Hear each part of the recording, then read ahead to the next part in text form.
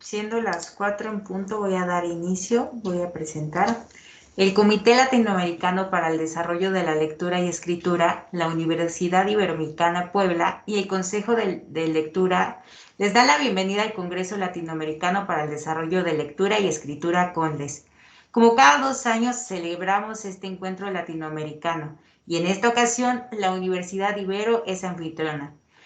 Se han sumado más de 29 organizaciones y agrupaciones a respaldar este evento. Ustedes pueden ver los logos de todas ellas en el programa. El interés de todas las personas que participamos es multiplicar oportunidades para conocer y conversar en torno a reflexiones, propuestas, investigaciones y trabajos diversos a la cultura escrita.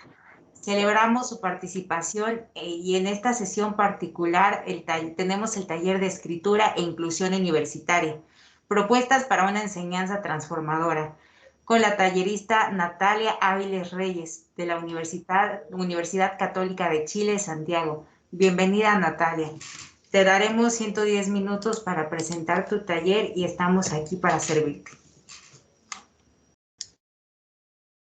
Muchas gracias,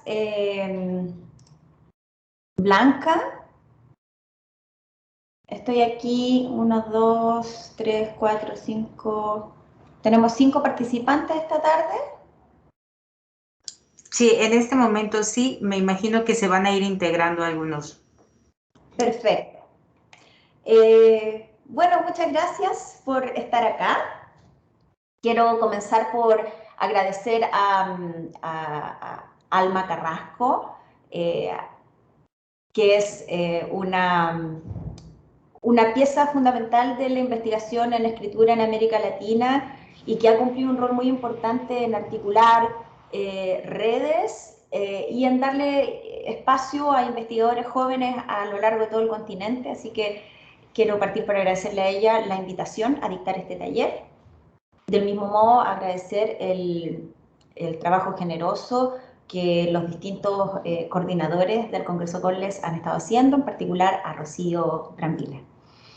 Este taller se titula Escritura e Inclusión Universitaria, propuestas para una enseñanza transformadora.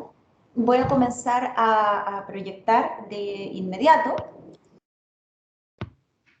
mi presentación.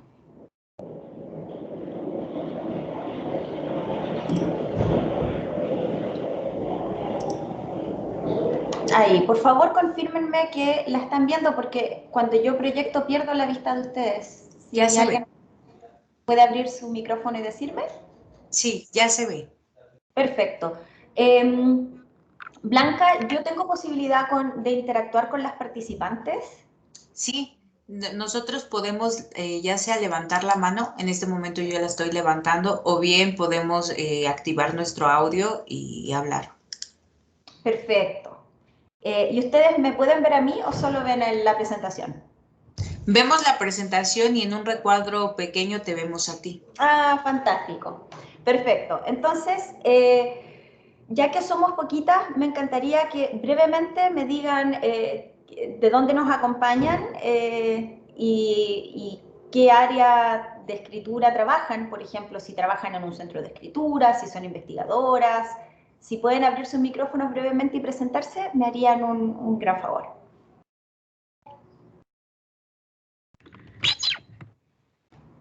Pues comienzo yo, Liliana.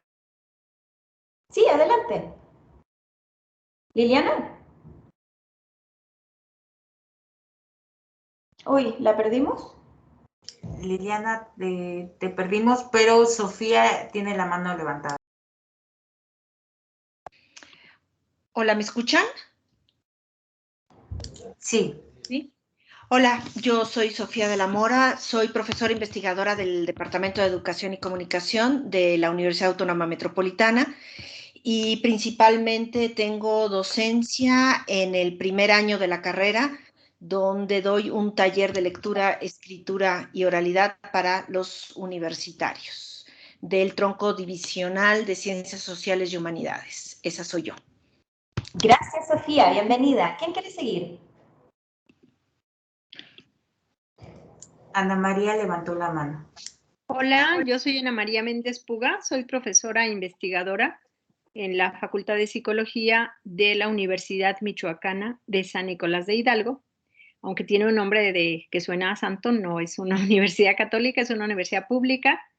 Se llama así por un colegio muy antiguo de jesuitas y pues tomó el nombre desde entonces. Pero bueno, pues es en la ciudad de Morelia, en México. Y doy clase en licenciatura, maestría y doctorado. Muchas gracias, Ana María. Danilo, ¿tienes la mano levantada, por favor? Hola Natalia, yo soy Danilo de la Cruz. Trabajo en la Universidad Peruana Cayetano Heredia, aquí en Lima, Perú, en la Facultad de Educación. Y estoy a cargo ahora de un curso en el pregrado de Educación.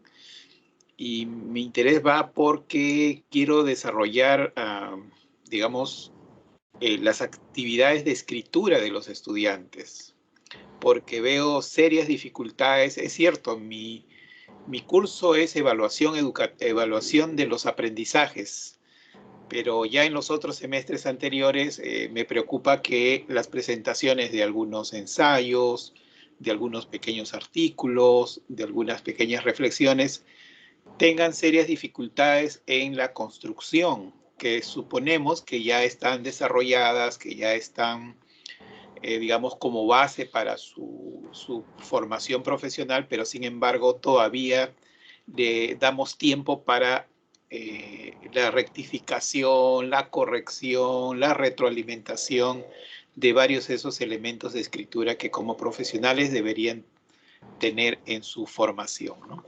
Perfecto, Danilo. Muchas gracias por tu presentación. Bienvenido. Vero. Buenas tardes, yo soy Lilia Verónica Aguilar Saldívar de Puebla Capital. Me acabo de doctorar en educación con un tema de la discapacidad a la diversidad funcional en educación superior. Soy supervisora de educación específica de las entrevistas, un tecnológico para conocer cómo 4 personas realizaron estudios de educación superior. Y entonces en la historia de vida se utilizaron las anáforas, los códigos vivos, que son recursos literarios que permiten recuperar la riqueza de la semántica, ¿no? Muy agradecida por la oportunidad de participar. Gracias, Vero.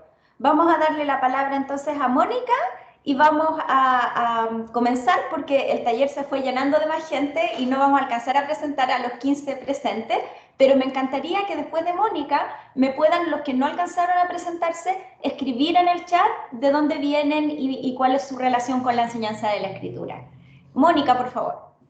Hola, mi nombre es Mónica y bueno, yo trabajo como bibliotecaria en la Universidad La Salle Puebla, en la ciudad de Puebla, y en ese campo nosotros damos un taller de tertulia literaria, pero hemos comprendido que no solamente esa habilidad se debe desarrollar en los jóvenes de la universidad, sino también la habilidad de escritura, porque realmente cuando nos acercamos a sus trabajos de titulación a nivel licenciatura, que también como parte de nuestra labor bibliotecaria tenemos esa actividad, vemos que sí carecen de muchos elementos en la escritura y también en citación. Entonces me interesó por eso tomar este taller. Gracias.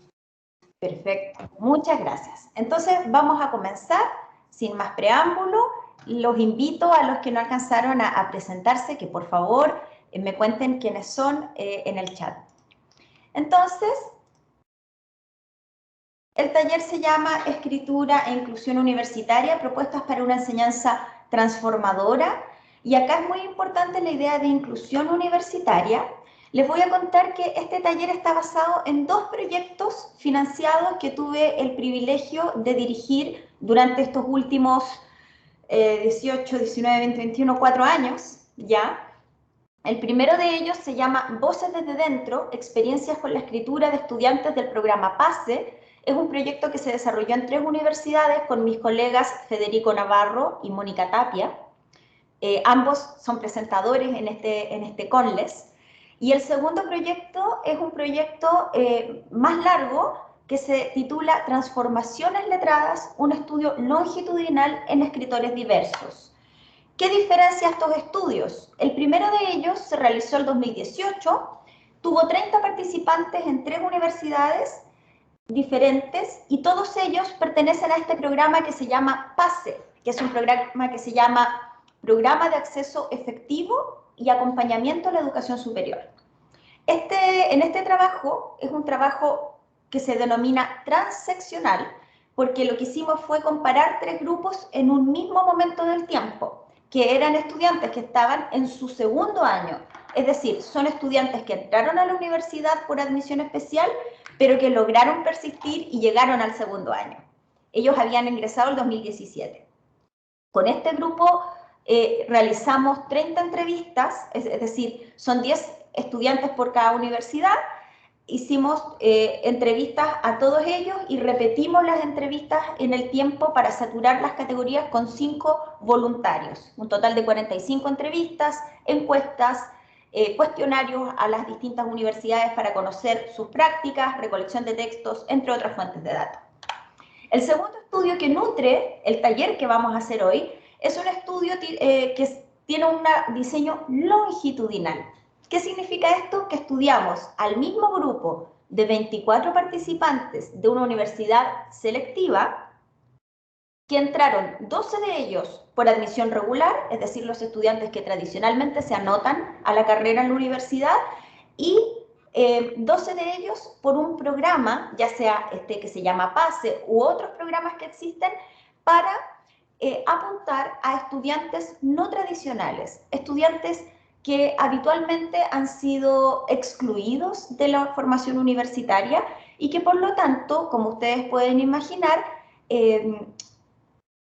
existe la expectativa de que van a carecer de ciertas habilidades académicas.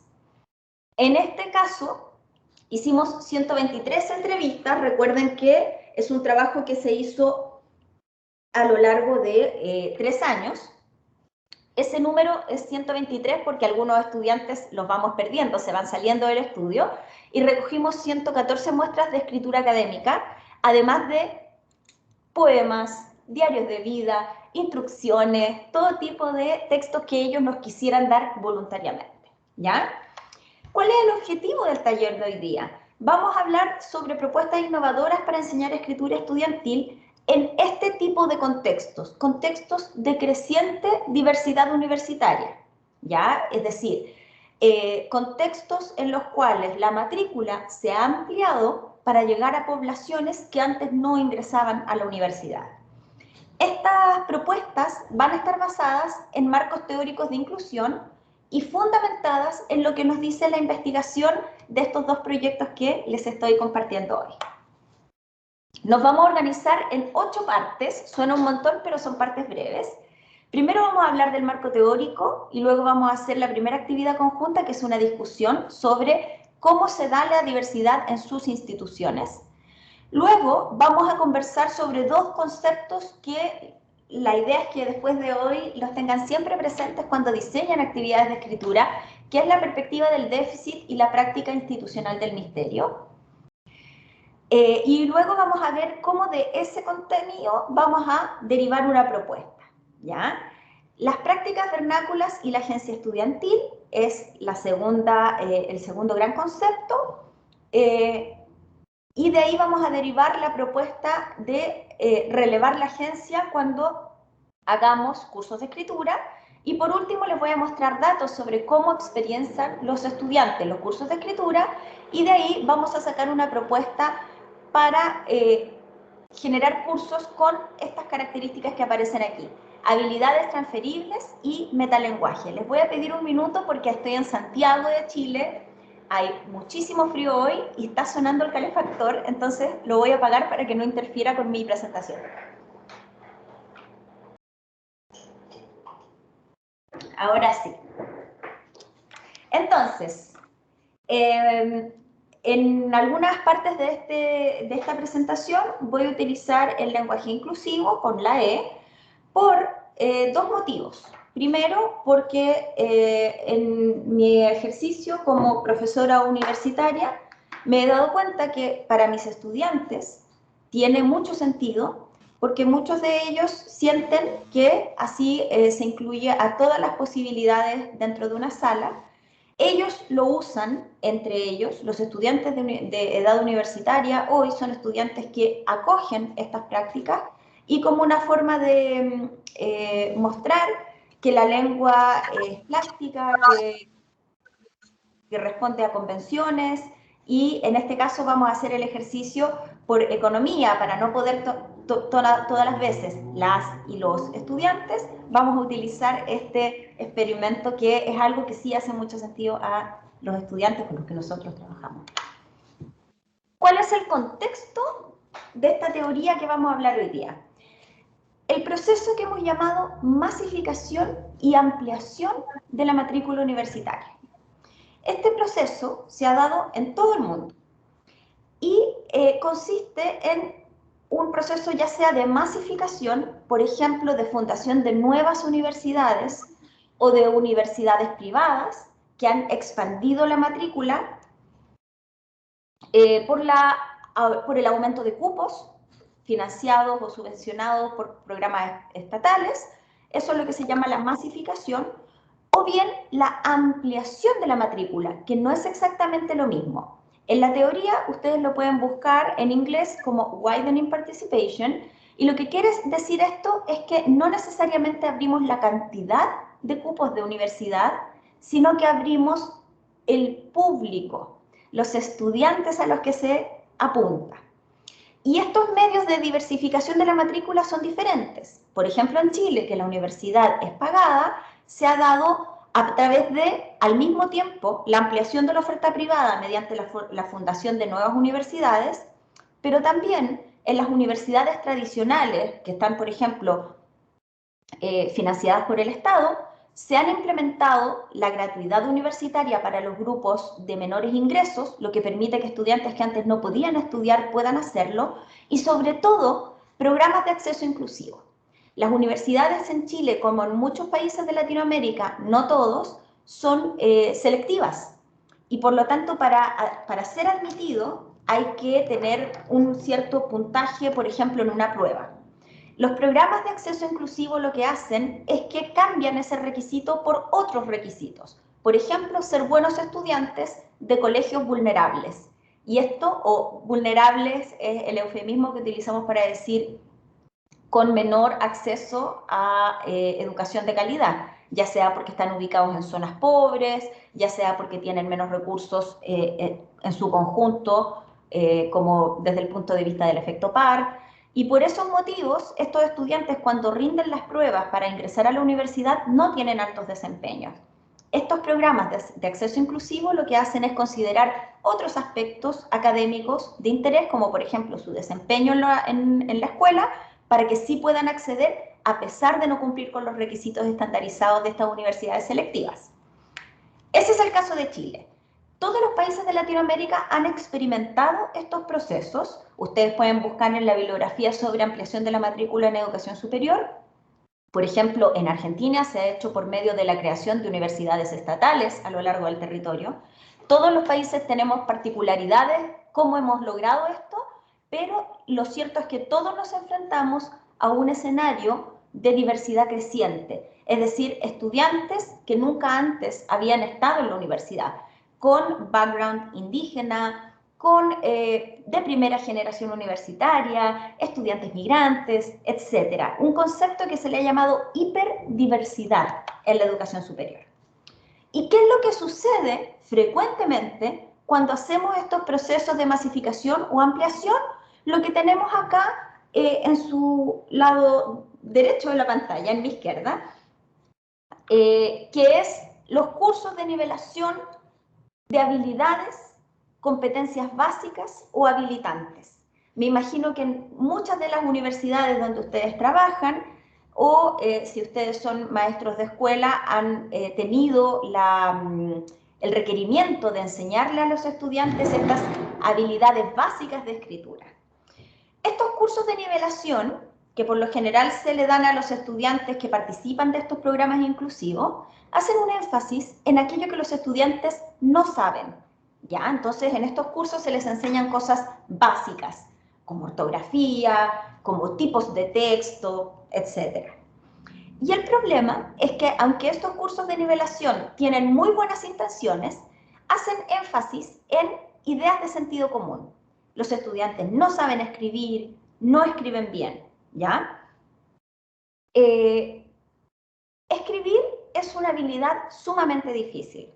Les aseguro que ustedes, bueno, les puedo contar mi propia experiencia cada vez que trato de publicar un artículo, cómo me lo rechazan, cómo me lo corrigen, cómo me hacen notar lo difícil que es escribir un texto de calidad.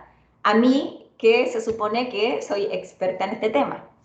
Por lo tanto, esta idea de que los estudiantes no saben escribir, no escriben bien, necesita ser un poquito cuestionada.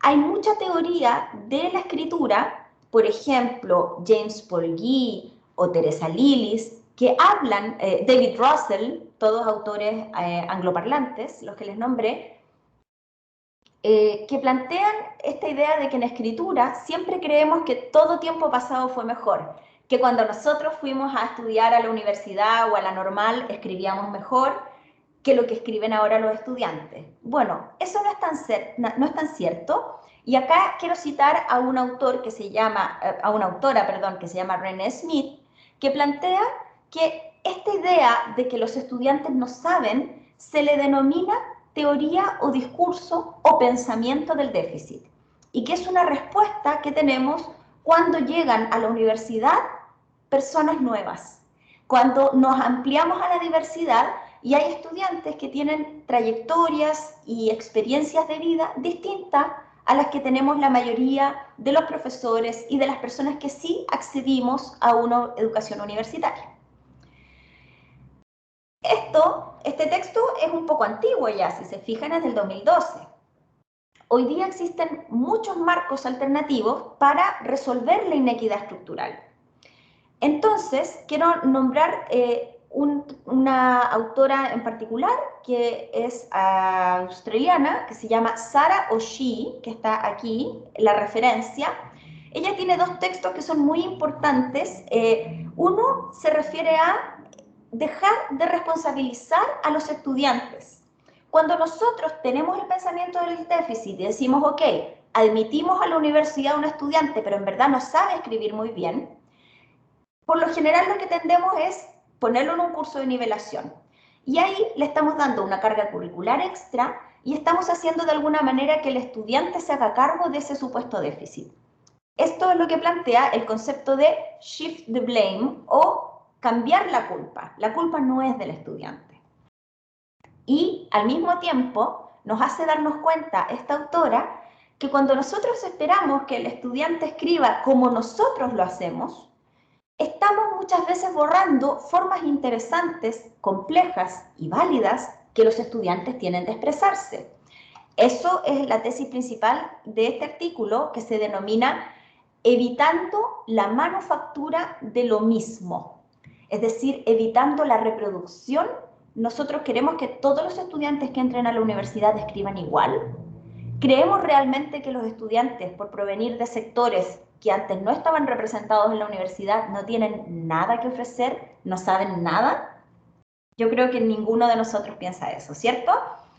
Entonces, otros autores también del mundo australiano, que son Naylor y Misfood, plantean el concepto de desigualdad estructural y dicen que la teoría del capital cultural de Bourdieu se utiliza de una manera equívoca, porque uno dice, bueno, estos estudiantes tienen menos capital cultural, entonces vamos a hacerle cursos para rellenar sus vacíos, cuando en realidad no tienen menos capital cultural, sino que tienen otro capital cultural. Por ejemplo, relacionado con la comunicación oral, con la tradición oral de las comunidades, con el hip hop, con las comunidades de internet, con Instagram, con la práctica de la escritura creativa a través de fanfiction y un montón de otras cosas que nosotros en la universidad no las valoramos, pero que sí son un capital cultural. Entonces, la propuesta de este taller es que estos problemas estructurales que tienen que ver con que hay un grupo demasiado pequeño que ha estado en la universidad solos demasiado tiempo, y que empieza a variar en este escenario que se ha llamado de hiperdiversidad, plantea un problema estructural. Se reproduce en la universidad lo que hay fuera de la universidad, que los estudiantes que tienen menos oportunidades sociales y económicas tienen menos éxito en la universidad. De hecho, es súper importante aclarar que todos estos autores que les mencioné no están hablando solo de escritura, sino que están hablando de todas las habilidades propias de la universidad. Entonces, la propuesta del taller, para continuar, es que estos problemas que son estructurales, son de las desigualdades de la sociedad, necesitan soluciones estructurales, no un taller aparte donde les vamos a enseñar cosas básicas o de ortografía o de claridad, sino que empezar a pensar distinto cómo enseñamos a escribir en la universidad. ¿Qué es lo que dice la investigación sobre el desarrollo en la escritura? Aquí estoy citando fundamentalmente la tradición norteamericana de estudios de la escritura, que ha hecho muchos estudios longitudinales, como el mío, donde siguen a los estudiantes por harto tiempo para ir viendo cómo va desarrollándose su escritura. Y una de las conclusiones es que nosotros creemos que los estudiantes tienen que llegar a la educación superior sabiendo cómo escribir, y nos parece que escriben mal, porque hemos subestimado la complejidad de la escritura. Cada vez que los estudiantes tienen que escribir en la universidad, como el colega de Perú nos contaba que él trabaja en una asignatura compleja de evaluación, los estudiantes no solo tienen que traspasar lo que tienen en su cerebro al papel, sino que tienen que poner en marcha habilidades de pensamiento crítico, seleccionar e interpretar fuentes, manejar grandes cantidades de textos simultáneos, porque además de nuestro curso, tienen 3 o 4 o 5, en Chile puede ser hasta 7 materias al mismo tiempo, donde tienen sus propias bibliografías y sus propias tareas de escritura, y sobre todo, y aquí es donde existe un gran vacío y que es lo que vamos a conversar hoy, tienen que interpretar qué es lo que queremos los profesores. Resulta que lo que quiere la profesora Natalia en su curso de educación es distinto a lo que quiere el profesor Juan en su curso de economía. Y si el estudiante toma ambos cursos, debe interpretar y negociar lo que cada uno de esos cursos le pide. Y esa es una habilidad súper compleja. No es una habilidad que se pueda adquirir en la educación secundaria o en el colegio, porque sencillamente es una habilidad muy avanzada. Lo que pasa es que como nosotros ya la aprendimos, se nos ha olvidado que nos costó y que es una habilidad avanzada. Entonces, vamos a partir con la primera discusión. Antes de seguir, voy a dar la palabra a uno o dos participantes que me quieran contestar alguna de estas preguntas sobre lo que acabo de plantear. Si quieren, también pueden preguntarme algo que no les quedó claro, algo que no entienden, algo con lo que no están de acuerdo. La primera pregunta es cómo se manifiesta la diversidad en mi institución. Por ejemplo, en la mía, la diversidad no ha sido un gran aumento de la matrícula, porque la legislación chilena no permite que las universidades con financiamiento del Estado abran cupos sin control, pero sí se han hecho programas para que estudiantes de distintos niveles socioeconómicos puedan acceder aunque no tengan los puntajes estandarizados. Y eso ha cambiado mucho la matrícula y la sala que tenemos hoy día, nuestra aula, es completamente distinta a la que había hace 5 o hace 10 años. ¿Qué respuestas se ponen en marcha para la inclusión de esos nuevos perfiles? En su universidad, ¿se hacen cursos de nivelación o no se hace nada y los estudiantes fracasan y hay abandono estudiantil? ¿Y qué pienso yo sobre esas respuestas que hace la universidad? ¿Noto alguna ideología? Aquí estoy pensando como lo que planteaba Daniel Casañ en la mañana. ¿Qué hay detrás de estas propuestas que hacen las distintas instituciones? Entonces voy a detener la presentación y voy a ofrecer la palabra para quien quiera comentar alguna de estas preguntas o hacer alguna acotación.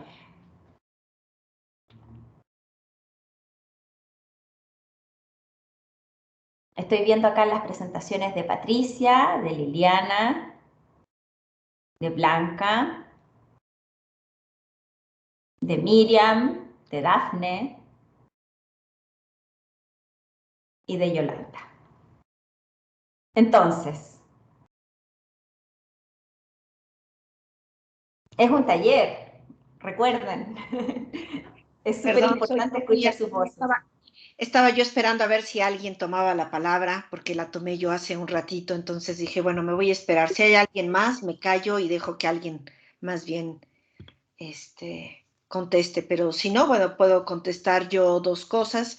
La Universidad Autónoma Metropolitana de la Ciudad de México, bueno, pues tiene varios campus universitarios y creo que eso es una manera de que, como están colocados en diferentes lugares de la gran Ciudad de México, eso hace que provengan de diferentes estratos socioeconómicos. Creo que es una de las cuestiones. Además, la diferencia de propuestas educativas dentro de nuestra universidad también permite que haya diferentes maneras de abordar el conocimiento. Tenemos arquitectura, por ejemplo, en dos campus que lo abordan desde diferentes perspectivas y con diferentes fines pedagógicos y además, digamos, dirigido a diferentes públicos, ¿no? Arquitectura de Azcapotzalco es más una arquitectura de la formación de un arquitecto más arquitecto artista, y el arquitecto de Xochimilco es un arquitecto que está más preocupado por las zonas urbanas y por lo social.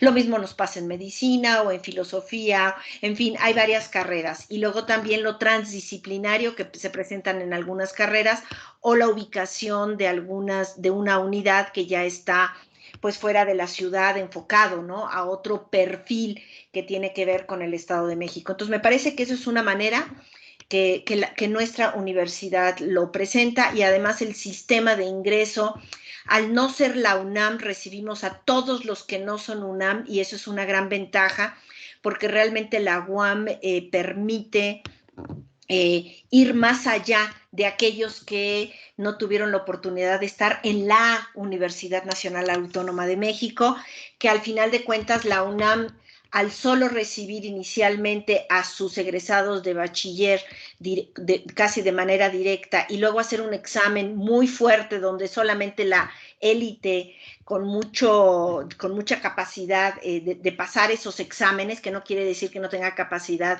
de estudio ni demás, sino son los más capaces de pasar el examen, que no es lo mismo, siempre he pensado eso. Recibimos a todos aquellos que vienen de bachiller y de otras instituciones que son de los estados y de la redonda.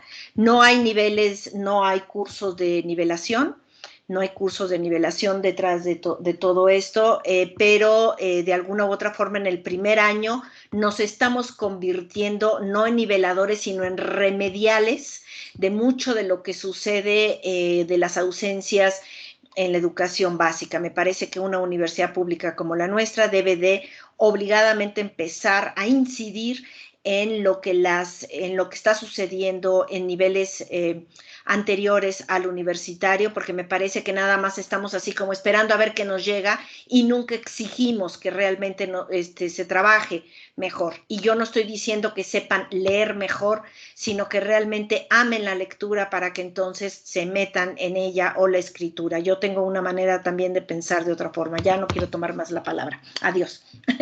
Gracias, Sofía, por tu perspectiva. Vamos a darle la palabra a Irán, pero antes vamos a leer a Dafne, que está diciendo en el chat que en su institución la diversidad se encuentra justamente en el programa intercultural en el que ella trabaja, que le da la oportunidad a jóvenes de pueblos originarios para ingresar a la universidad. Y ahí también aplica muy bien, Dafne, lo que vamos a conversar hoy día entonces.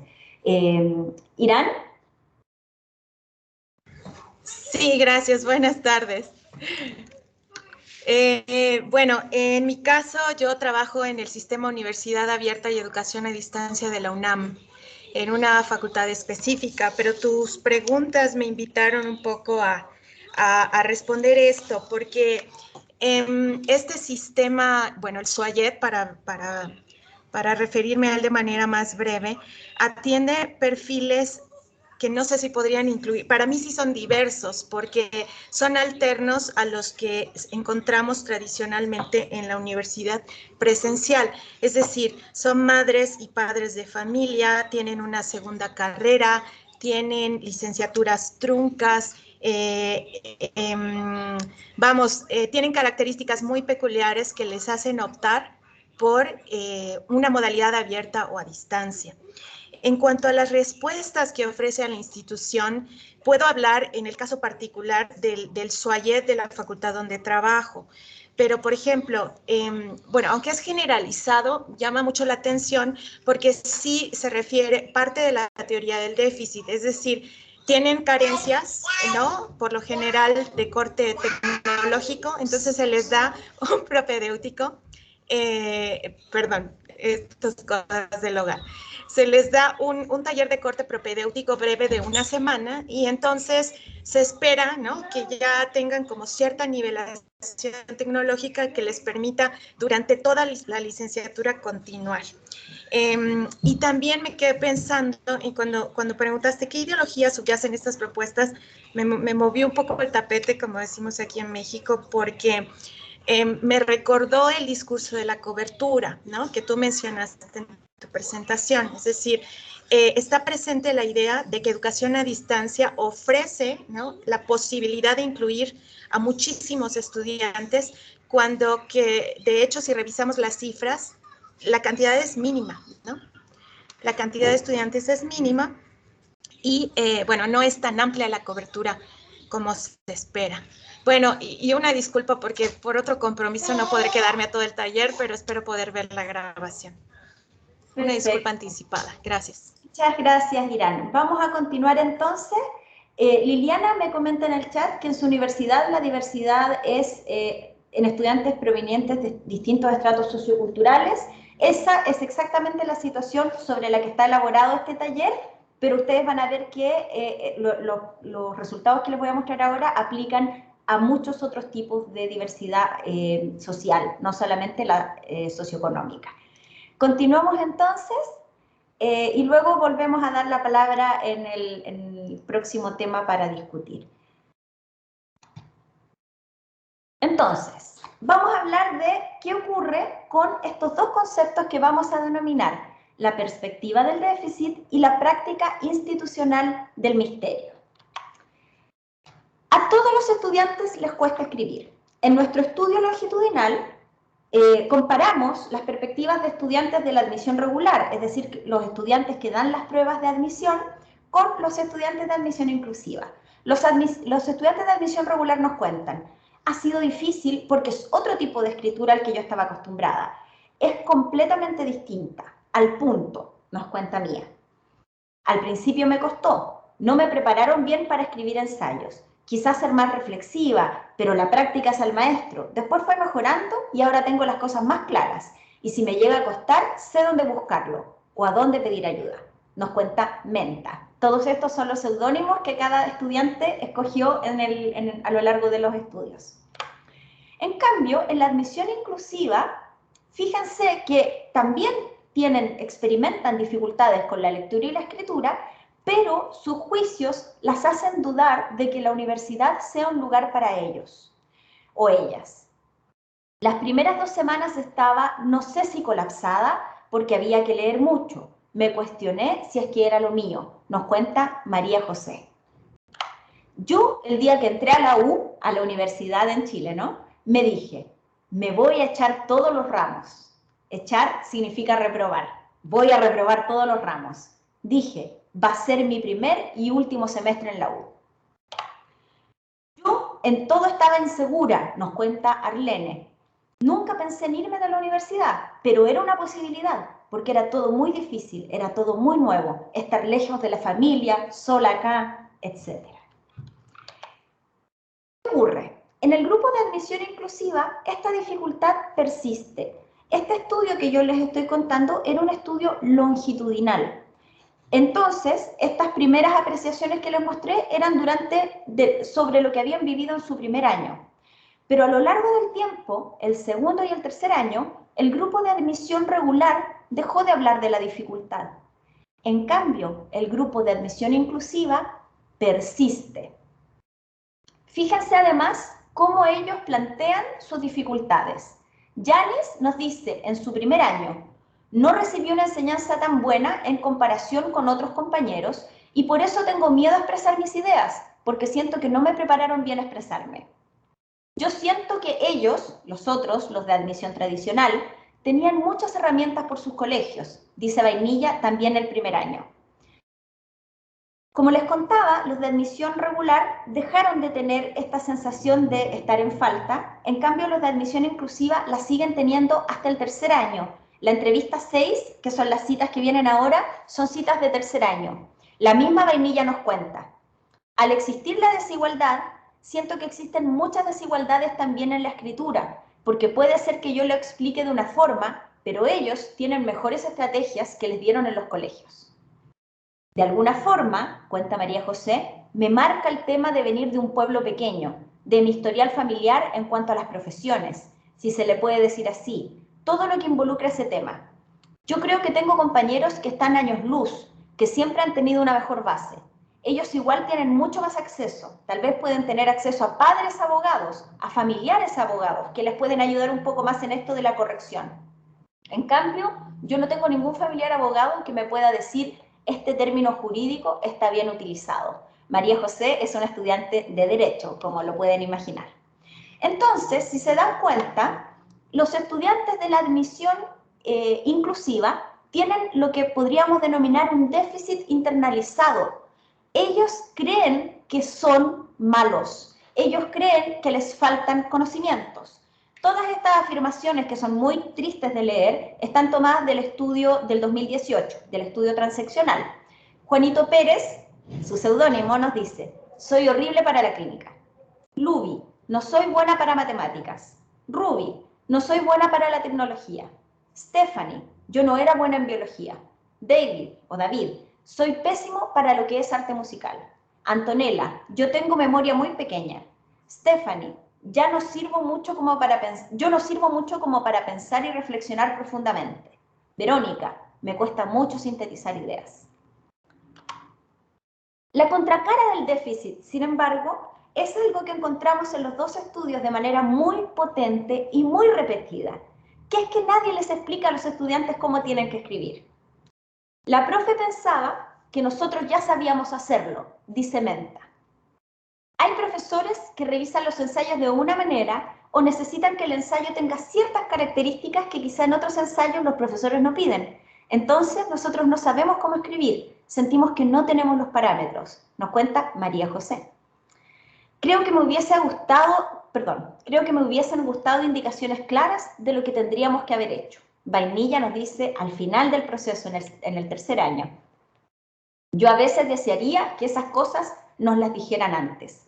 Dice Olivia, refiriéndose a una mala calificación donde le explicaron en qué se equivocó después de haber reprobado el trabajo.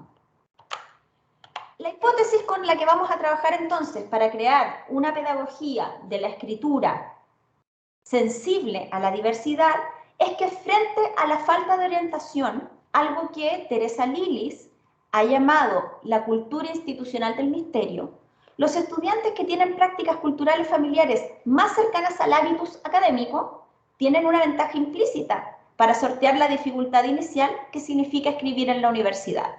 Esto mismo dicho en otras palabras, tenemos dos perfiles estudiantiles.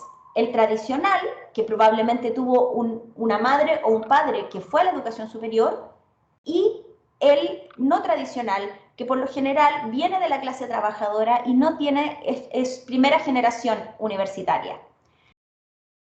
Como la universidad no enseña, como nos dicen acá nuestros estudiantes, nuestros participantes, no les explican, no les dan orientaciones específicas sobre cómo hacer las tareas de escritura, aquellos que corren con ventaja, aunque les cuesta, logran hacerlo, mientras que aquellos que no tienen familiaridad con estas formas de expresarse, no lo logran, fracasan, son etiquetados como estudiantes que no saben escribir y, como les mostré acá en estas declaraciones, repiten ese déficit. Ellos se lo creen, lo internalizan. Vamos a la primera propuesta. Enseñanza transparente para todos los estudiantes. Ya les expliqué por qué vamos a usar el inclusivo hoy.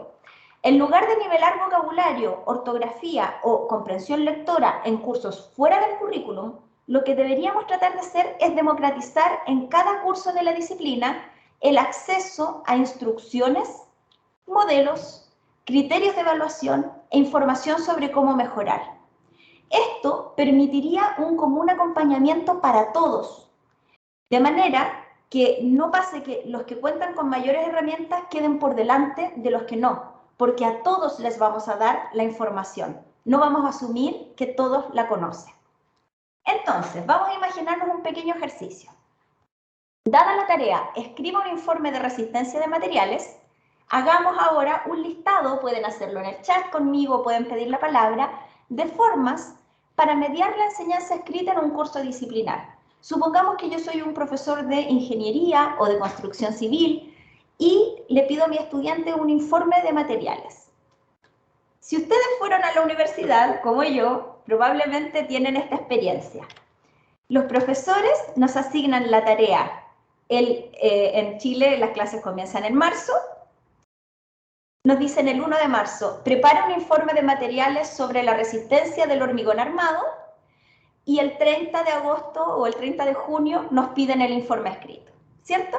Entonces, la propuesta es instrucciones, modelos, criterios de evaluación e información sobre cómo mejorar. ¿Qué prácticas creen ustedes que podríamos hacer para democratizar esa información que permanece implícita, lo que Lilis llama la cultura institucional del misterio? Danilo nos cuenta en el chat, los docentes de las universidades tendríamos que evitar pensar que los estudiantes todo lo saben. Por supuesto que sí. Es una primera cosa que tenemos que hacer. ¿En qué medida las altas o bajas expectativas, pregunta Danilo, sobre los estudiantes por parte de los docentes juega un papel importante en la mejora de su práctica de escritura? Juega un rol muy importante, Danilo. Lo que pasa es que no basta con solo tener altas expectativas, sino que eso hay que complementarlo con ciertas estrategias como las que vamos a ver hoy día. Si yo tengo una alta expectativa de mi estudiante, pero no le explico cómo mejorar, no lo va a poder hacer, ¿ya? Pero sí, tiene una gran influencia, porque si yo simplemente espero que aprenda solo o si estoy predispuesta a que le va a ir mal, es probable que no le vaya bien. Liliana propone, en primer lugar, les daría la estructura de un informe y definiría lo que se espera en cada parte del informe. Excelente. Yo agregaría lo que propone Liliana. Ese informe, eso que propone Liliana, hagámoslo en clase. Que nos tome 10 minutos de nuestra clase, de nuestra disciplina, pero proyectemos en el pizarrón, o ahora que tenemos el Zoom, proyectemos en la teleconferencia, ¿cierto?, esa estructura y explicitemos. No solamente se las demos en un texto escrito, que ojalá que lo puedan tener para que sea un material de consulta, sino que también expliquemos qué esperamos que tenga cada parte, por ejemplo, con un ejemplo. Irán propone modelar, darles un par de ejemplos de informe y analizarlos con ellos. Perfecto, Irán.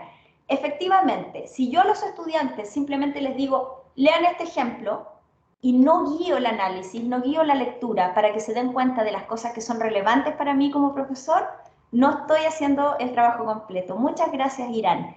¿A quién se le ocurre otra manera de mediar, de dejar de que sea implícita la expectativa?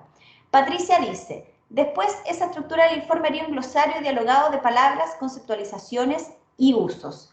Perfecto. ¿Te refieres, Patricia, al vocabulario de la disciplina? ¿A qué vocabulario, sobre qué tipo de vocabulario harías el glosario, si me puedes contar? Hola, ¿cómo están? Hola, muchas gracias. Mucho gusto en participar. Sí, en realidad yo pienso que una de las situaciones que enfrenta, digamos, el estudiantado, sobre todo en niveles iniciales, es que no posee, digamos, el dominio técnico de ese vocabulario disciplinar que compone cualquier rama científica, ¿verdad? Entonces, por eso es que yo digo, bueno, sí, nosotros podemos proponer eso, pero tiene que haber también la base de comprensión lectora de esas indicaciones que les vamos a dar a los muchachos o a las muchachas. Perfecto, comprendo. Es lenguaje disciplinar. Me parece una muy buena idea la de Patricia. Si ustedes tienen un sistema de manejo de cursos, como Moodle, ¿cómo se llama este otro? Classroom de Google, pueden incluso hacer un documento colaborativo donde aparezcan todos los términos que ustedes quieren que los estudiantes comprendan y que ese sea un material permanente de consulta, que ellos lo puedan utilizar, por ejemplo, mientras escriben, ¿ya? Y la sensación de que es colaborativo, de que cuando aparece un término nuevo que alguien no conoce lo puede poner, genera una idea de aprendizaje a través de la escritura que es muy importante en la universidad. Muchas gracias, Patricia, por tu idea. Vamos a leer dos más. Ana María, la retroalimentación y el acompañamiento es fundamental, además de explicitar y mostrar buenos modelos. Efectivamente, Liliana propone mostrar un ejemplo de otro estudiante de otro semestre y acompañar la elaboración del informe de manera procesual y con retroalimentaciones. Entonces, de lo que hemos conversado hasta ahora tenemos varias ideas. Primera idea, cuando demos un trabajo, llevemos un ejemplo de un trabajo que nos parezca bueno y revisemos, aunque nos tome 5 minutos de nuestra clase, qué aspectos tiene ese trabajo que ustedes esperan que aparezcan en el texto de los estudiantes. En lugar de dar el trabajo en marzo y pedirlo de vuelta en junio, pongamos 1, 2 entregas a lo largo del semestre en que podamos darle retroalimentaciones. A veces tenemos demasiado trabajo y nos resulta muy difícil hacer esas retroalimentaciones. Ahí podemos ponernos creativos. Creemos una pauta con los aspectos fundamentales que queremos que estén y hagamos un ejercicio donde apliquemos esa pauta en clases a algunos informes seleccionados o a través de una evaluación entre pares. ¿Ya? Podemos generar formas creativas que no nos impliquen triplicar nuestra carga de trabajo, sino que a lo mejor simplemente leer una vez un avance y el resto de las veces que esos avances sean a través de autoevaluación o de coevaluación entre compañeros. Vamos a leer una más porque están participando y eso es muy bueno. Flora plantea desarrollar diversas estrategias innovadoras utilizando la tecnología para un aprendizaje significativo y trabajo efectivo. Justamente, si hay algo bueno que trajo esta pandemia tan difícil que hemos vivido, es que hemos aprendido muy bien a usar herramientas digitales. Por lo tanto, por ejemplo, los documentos colaborativos de Google pueden ser un gran aliado para hacer estas retroalimentaciones de manera mucho más fluida. Súper. Vamos a continuar entonces con nuestra presentación. Vámonos al segundo tema del día de hoy. Vamos a discutir los resultados de investigación sobre la temática de las prácticas vernáculas y la agencia estudiantil. ¿Qué significa prácticas vernáculas? El concepto de prácticas vernáculas está tomado de la tradición de los New Literacy Studies, que es una tradición muy conocida en México, también tiene cultores en Perú, y que nació en Inglaterra, ¿cierto? Y esta corriente entiende que toda la escritura es una práctica social y que como toda práctica social, hay algunas prácticas sociales que son más prestigiosas que otras, ¿ya? Entonces las prácticas letradas académicas son prácticas muy prestigiosas, mientras que hay otras prácticas sociales menos prestigiosas. Por ejemplo, si yo les digo que soy experta en escribir grafitis en la pared, probablemente ustedes van a pensar que esa no es una muy buena práctica, ¿no? Pero es una práctica letrada para la que se movilizan habilidades de creatividad, de compromiso, de motivación. Las prácticas propias de grupos sociales que no pertenecen a las prácticas institucionalizadas se les ha denominado prácticas vernáculas. Por otro lado, el concepto de agencia estudiantil es muy importante porque tiene que ver con la idea de que los estudiantes no son pasivos. Los estudiantes no son seres sometidos a las estructuras y que no las resisten y que no crean formas de actuar en el mundo. El concepto de agencia también es un concepto sociológico que viene de Bourdieu. Para eso les voy a mostrar resultados de la primera investigación de la que les hablé, que es la investigación en 3 universidades distintas, en la que aplicamos una encuesta donde les preguntamos qué cosas escriben o leen. Y acá encontramos una increíble variedad de prácticas vernáculas. Este gráfico representa las respuestas de 160 estudiantes que marcaron más de una opción o que escribieron otras opciones. Y va desde lecturas de sitios web de temas de interés. Bueno, tal vez nuestros estudiantes no leen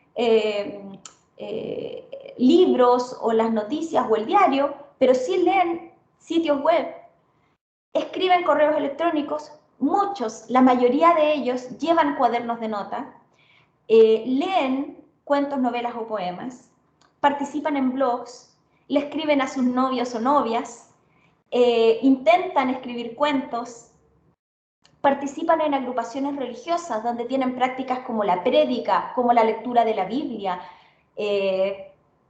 participan en agrupaciones políticas, participan de las comunidades de interés del cómic y el manga, la cultura japonesa, el K-pop, escriben blogs, escriben diarios de vida, leen y escriben fanfiction. Los fanfiction, para los que no los conocen, son continuaciones de ficción de canciones, de series, de películas o de libros. Son ficciones creadas a partir de productos de la cultura pop. Nuestros estudiantes crean memes, componen canciones, hacen hip hop. No sé si ustedes podrían improvisar rimas, a mí me costaría mucho, y es una habilidad letrada de altísimo nivel cognitivo, etcétera, etcétera. Incluso algunos elaboran tutoriales en video, por ejemplo, para jugar. Muchos de ellos participan en comunidades de juegos en línea, donde tienen que dar instrucciones a un equipo completo. En este estudio, esto que les mostré eran las respuestas a 106 encuestas. Luego nosotros entrevistamos a 30 de estos estudiantes en profundidad y encontramos que 29 de los 30 nos hablaron de complejas prácticas letradas. Perdón, dejé de compartir sin querer, parece, ¿no? No, sigues compartiendo. ¿Se ve bien? Sí se ve. Ah, perdón, es que algo pasó con mi pantalla. Perfecto.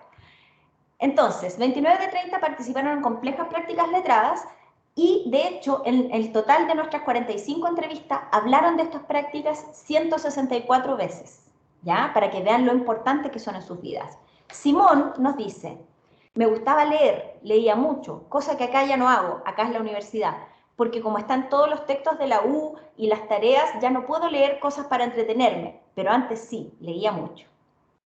Keila nos cuenta, prefiero leer aunque no tenga mucho conocimiento, pero igual voy a poder opinar y no estar callada tampoco. Antonella dice, yo hago y escribo canciones, busco las melodías en YouTube y ahí yo escribo mi propia letra. Y tengo un cuaderno donde tengo canciones escritas, me las sé todas de memoria, las voy escribiendo y ahí las tengo en el cuaderno guardado. Sin embargo, nuestras ideas sobre los estudiantes es que no saben escribir, es que no leen, es que no están bien preparados. Y si se fijan, Keila y otros estudiantes internalizan este discurso. Entonces dice, por ejemplo, a ella le gusta leer para opinar, pero se disminuye, dice, aunque no tenga mucho conocimiento. Miren estas autopercepciones negativas. Lucho es como le decimos a Luis, he escrito, he intentado escribir uno que otro poema, pero no tengo mucho talento, así que también los dejo a medias. Stephanie, que antes nos había dicho, yo mostré ejemplos de Stephanie diciendo otras percepciones negativas de sí misma, dice, participé en un concurso de segundo medio, es el segundo grado de la secundaria, y gané el primer lugar de mi liceo, pero me da mucha vergüenza publicarlo, no sé por qué, no me sentía preparada. Keila cuenta, en el colegio, en la básica, a todas mis amigas les escribí una carta. A mis amigos también a veces me pongo a pensar que era tonto. ¿Por qué escribía tantas cartas? Stephanie, les voy a contar, no tengo tiempo ahora, pero esto lo pueden leer en la bibliografía que les voy a dejar al final. Stephanie nos contó en esa misma entrevista, en que nos dice que ella no es buena, que no escribe bien, que le da vergüenza publicar, que tiene una página de Facebook donde crea historias a partir de libros famosos como Hash Hash o Crepúsculo. Y ella hace continuaciones de esas historias colaborativamente con un grupo de pares. O sea, Stephanie es escritora de fanfiction.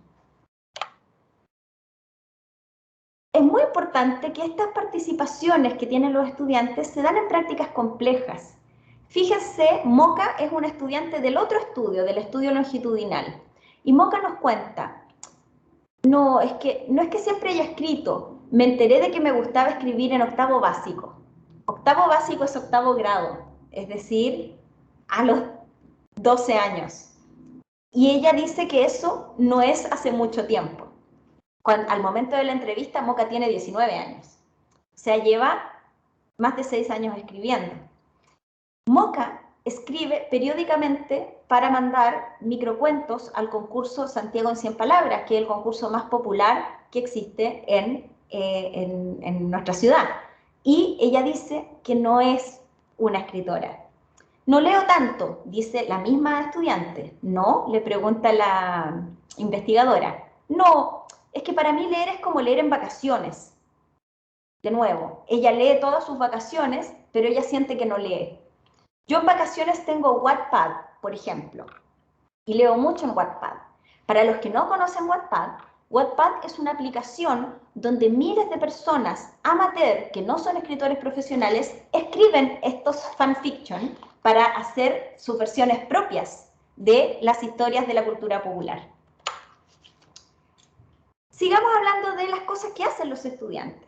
Lo que descubrimos es que los estudiantes de la admisión tradicional, los estudiantes tradicionalmente admitidos a la universidad, se refieren frecuentemente a pedirle ayuda a sus padres, a pedir ayuda en la familia, a pedirle a la madre, por ejemplo, que lea un trabajo antes de que ellos lo entreguen. Los estudiantes de admisión inclusiva, no.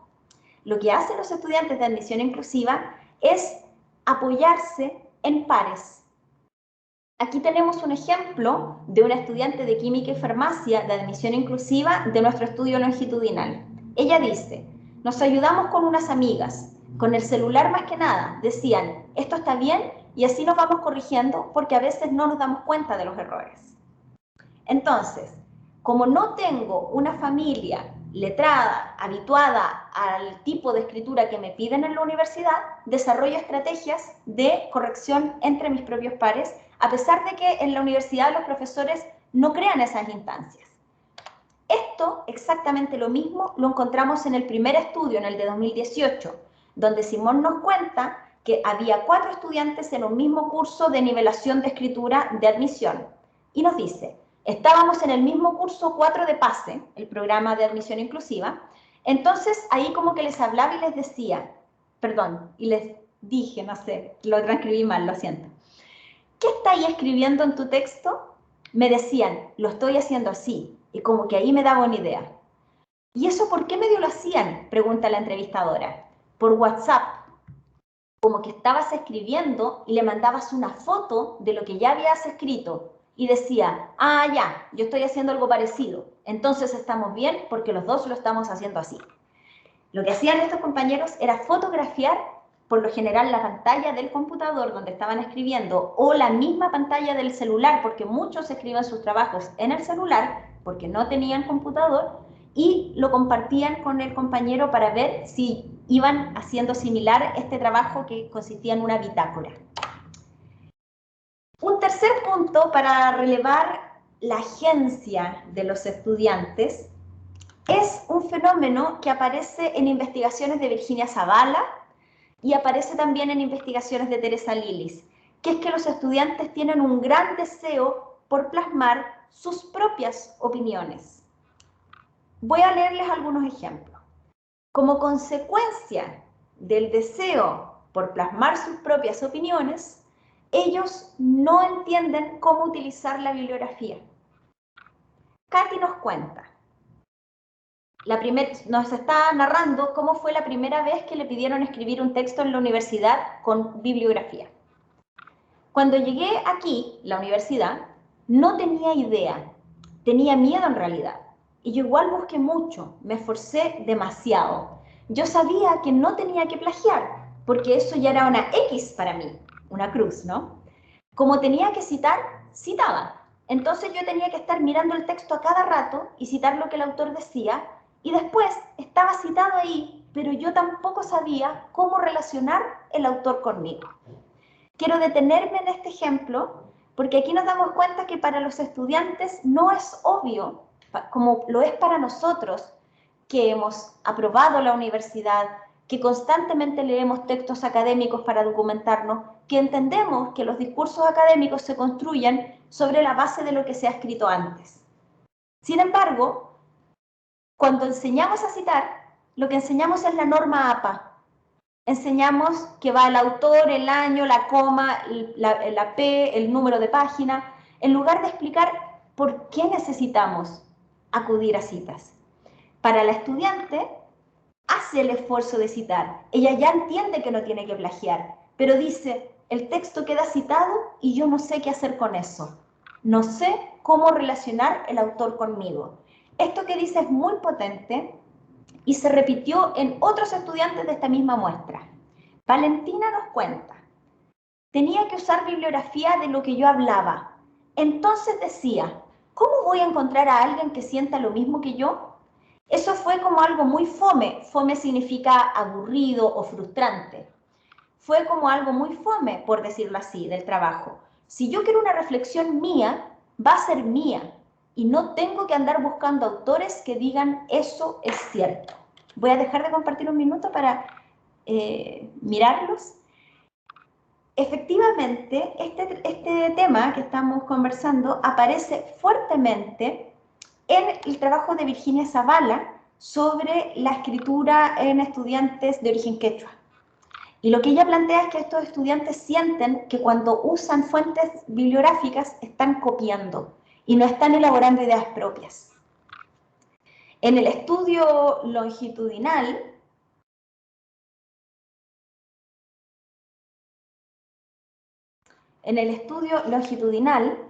lo que encontramos es que muchos estudiantes sienten que su opinión en la universidad no vale y que en lugar de ellos tener la oportunidad de crear conocimiento, están siendo obligados a repetir lo que otros dicen. Les voy a mostrar una cita de Lisi que corresponde a la muestra del estudio longitudinal que nos cuenta esa experiencia. Un poco frustrada, después de varias entrevistas donde Lisi nos está contando qué significa para ella tener que citar a otras personas y que su opinión nunca pueda prevalecer sobre lo que plantea la bibliografía, nos dice, para eso mejor que se lean ellos mismos, si me van a tener escribiendo lo mismo que ellos, pero en otras palabras. Si ustedes se fijan, estas tres estudiantes que estoy citando son estudiantes de admisión inclusiva. Lisi se plantea como diferente a los académicos, que nos están pidiendo que repitamos lo que dicen ellos. Lisi está haciendo una crítica muy interesante a la endogamia de la academia, si lo miramos desde una perspectiva crítica. A pesar de que todos entendemos que es necesario aprender a citar para construir un discurso fundamentado, los estudiantes también sienten una gran necesidad de plasmar sus propias opiniones. Esto que les estoy contando acá, ahora no tenía tiempo para traerles más datos, lo hemos investigado desde la perspectiva del metadiscurso. Esta semana, Norma Vega va a dar un taller sobre metadiscurso en el CONLES, que son estas formas que tenemos las personas de meternos en el texto, ¿cierto? De decir cosas como ciertamente, o este tema es de gran importancia, etc. Y en este estudio longitudinal lo que empezamos a analizar fue cómo los estudiantes adquirían a lo largo de los 3 años este repertorio. Y efectivamente lo adquieren. Sin embargo, no lo adquieren porque nadie se los enseña, lo adquieren por ensayo y error. Y estamos preparando un artículo que espero que puedan leerlo el próximo año sobre esta materia. Vamos entonces a la propuesta. La propuesta es relevar la agencia en la pedagogía de la escritura. En este conjunto de resultados que les mostré, les hablé de 3 grandes temas. Me voy a devolver para que los recuerden. Primero, que los estudiantes leen y escriben. No es verdad que no lean y no escriban. Lo que pasa es que no leen y no escriben las cosas que nosotros esperamos que hagan. No leen y no escriben libros, no leen y no escriben papers académicos, pero escriben un montón de otras cosas que pueden servir como potentes mediadores de la experiencia universitaria. En segundo lugar, estos estudiantes han sido tan sometidos al discurso del déficit que les cuesta darse cuenta que estas cosas que ellos escriben fuera de la universidad son valiosas como formas de escritura. Y son prácticas complejas. Escribir en una aplicación colaborativamente historias ficticias a partir de libros que leyeron es una práctica sumamente compleja, coincidirán conmigo. Por otro lado, ellos desarrollan estrategias autogestionadas para resolver sus dificultades. Y por último, ellas y ellos quieren representar su voz en los textos que escriben. ¿Ya? Tienen tantas ganas de hacerlo que les cuesta entender por qué hay que citar.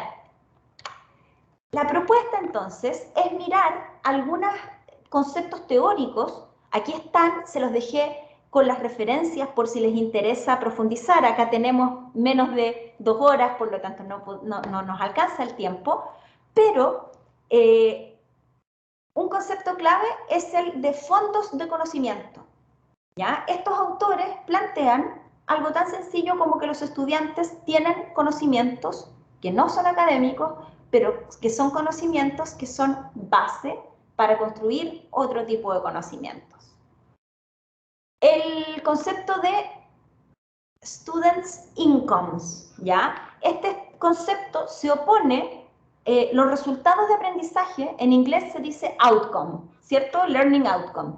Y este autor dice, bueno, nosotros nos centramos en los cursos universitarios solamente en lo que queremos que los estudiantes aprendan. Los estamos conceptualizando como que no saben nada y esto es lo que tienen que aprender.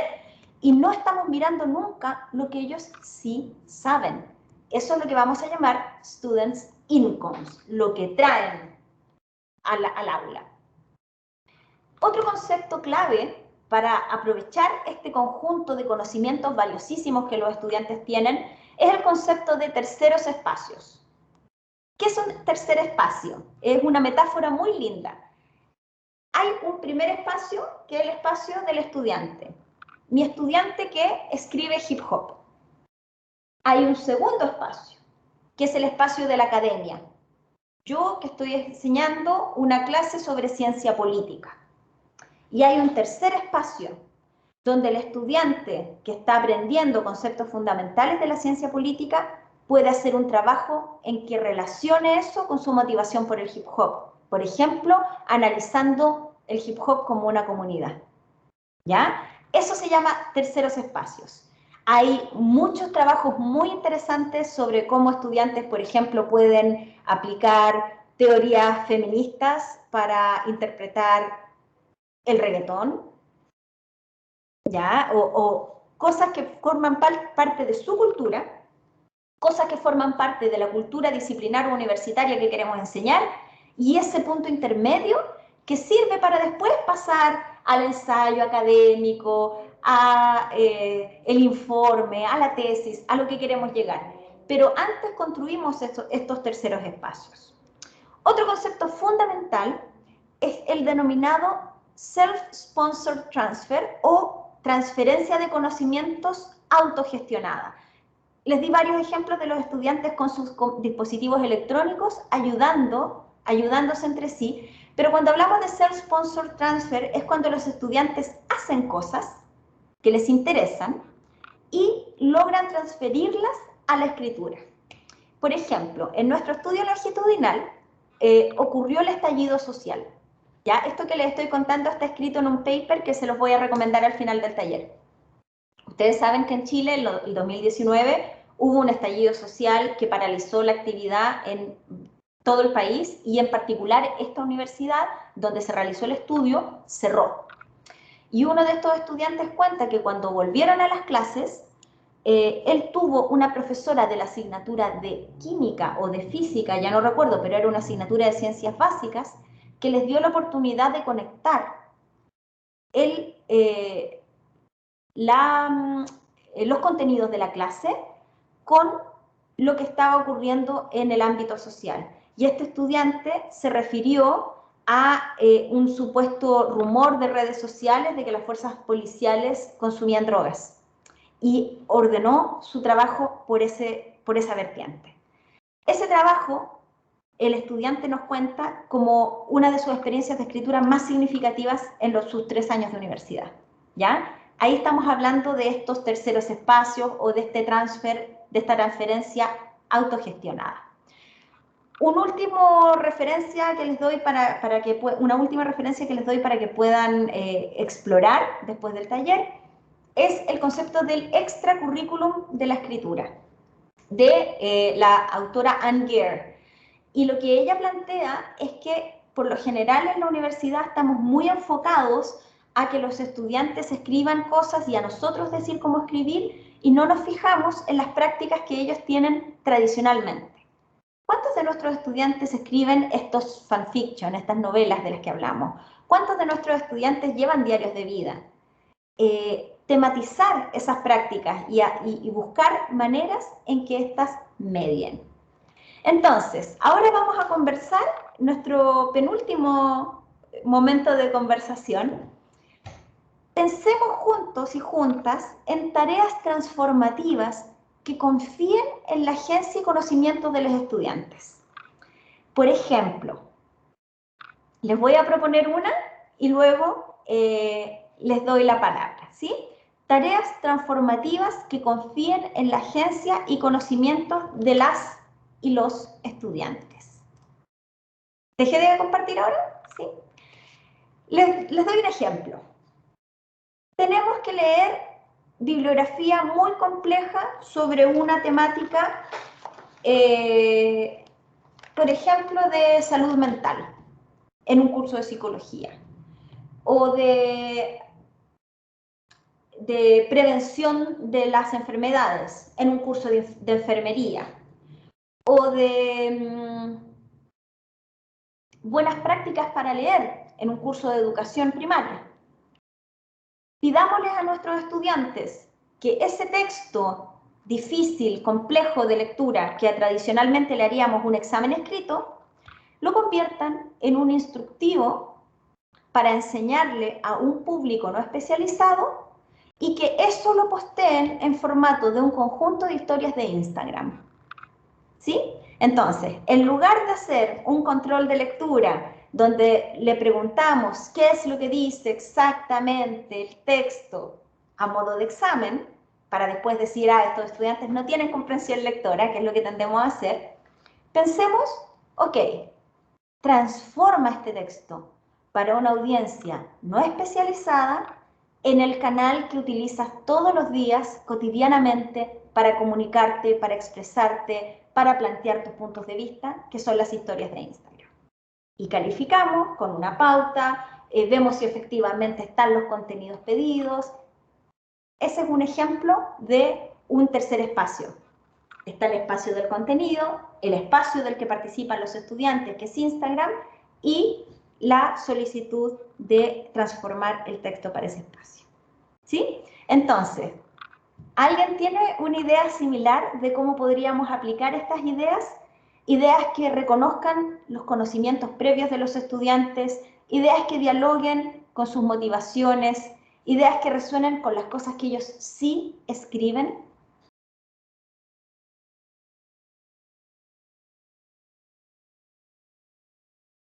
Mientras piensan alguna idea, quiero compartir lo que nos escribió Danilo acá, que es muy interesante. Nos cuenta que estudiantes de una comunidad de la Amazonía peruana no querían entregar sus trabajos escritos para revisarlos y entregarlo al otro día porque sentían que se estaban llevando sus ideas y no iban a volver. Es muy buena la idea. De hecho, los estudiantes tienen muchas aprensiones con la propiedad intelectual, ¿cierto? Como entregar una idea y que esa idea la pierdo. Muy buen punto, Danilo. Hay una manito levantada, por favor, abre tu micrófono. No veo quién es. Blanca, Gracias. adelante. Yo estaba pensando, por ejemplo, en mi clase de comunicación me gusta que los discursos sean escritos, pero que los alumnos también vean cómo se puede transformar un discurso escrito a un discurso audiovisual o a un discurso auditivo. Entonces, lo que yo hago es que hablemos un poco de teorías funcionalistas, teorías críticas, y que elijan un movimiento social que les mueva en este momento, ¿no? Entonces, por lo general, pues empiezan a hablar un poco de feminismo o defensa de proyectos de muerte, que pasa mucho aquí en México. Entonces, eligen un movimiento social, a partir de ello van generando como este discurso escrito, y después viene el reto de pasarlo a un podcast, ¿no? Y tiene que ser de 15 minutos el podcast. Entonces se encuentran con este reto de escribir el discurso, aterrizar la teoría, aplicarlo en algo, en un movimiento social, y después cómo lo paso a un formato totalmente distinto de la escritura, ¿no? Entonces, bueno, más o menos era lo que yo estaba pensando. Excelente. Voy a comentar de inmediato tu intervención, Blanca, pero antes quiero leer lo que nos cuenta Dafne, que también piensa que los audios, como los de WhatsApp, podría facilitar o acomodar las ideas escuchándose a sí mismo. Me parecen dos excelentes ideas que tienen además la dificultad. Resumir es muy difícil. Ser breve, escoger realmente la idea importante, no es una habilidad sencilla, no es una habilidad reproductiva, es una habilidad de alto nivel cognitivo. Entonces, en el caso de Blanca, ella opta por un género, el género podcast. Nuestros estudiantes escuchan podcast, y si no lo hacen, podemos mostrar podcasts que a nosotros nos gusten.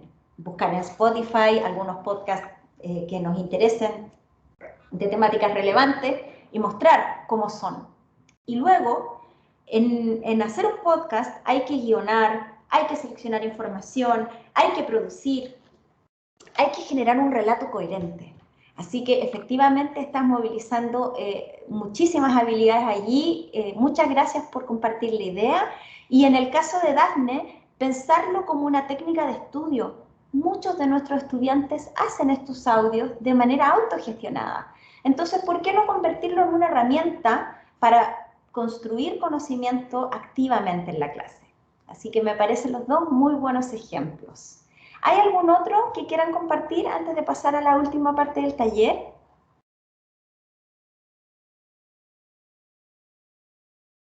Escritura en cadena. Partir de una idea motivada por una breve lectura que redacten un enunciado, luego otro compañero haga un dibujo, y luego sobre el dibujo un tercer compañero hace un cuento.